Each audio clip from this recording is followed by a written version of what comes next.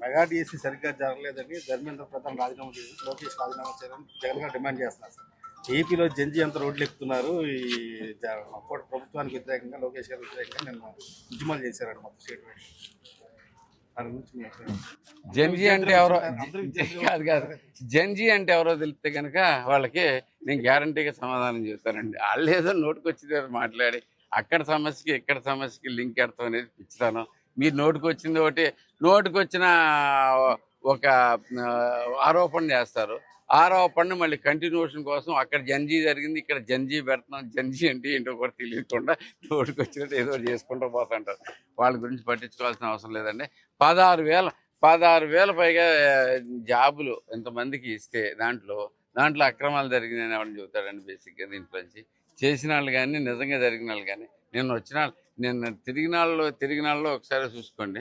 మరి ఒకసారి అందరూ కూడా ఇక్కడి నుంచి ఎవరైనా జంజీ మాకు అన్యాయం జరిగింది అనుకుంటే దాని తాలూకు సర్టిఫికెట్లు కూడా పెట్టుకుని తిరిగితే బెటర్ అవుతాం బేసికలీ. దీంట్లో లేకపోతే అది చదువుకున్నాడో లేదో తెలియదు, దీంట్లోంచి చదివేశాడో లేదో తెలియదు, ఏం చేశారో తెలియదు.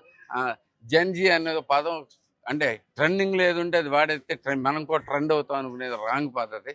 అదైతే కనుక అందరికీ తెలిసిందే.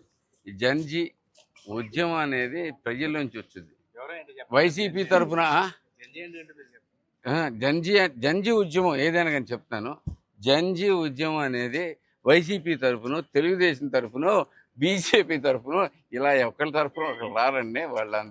వాళ్ళంతా ఇండిపెండెంట్ పీపుల్, ఇండిపెండెంట్గా వద్దామని వాళ్ళ ఉద్దేశం. బేసిక్గా ఓన్ చేస్తానికి ప్రయత్నం చేసుకుంటారు.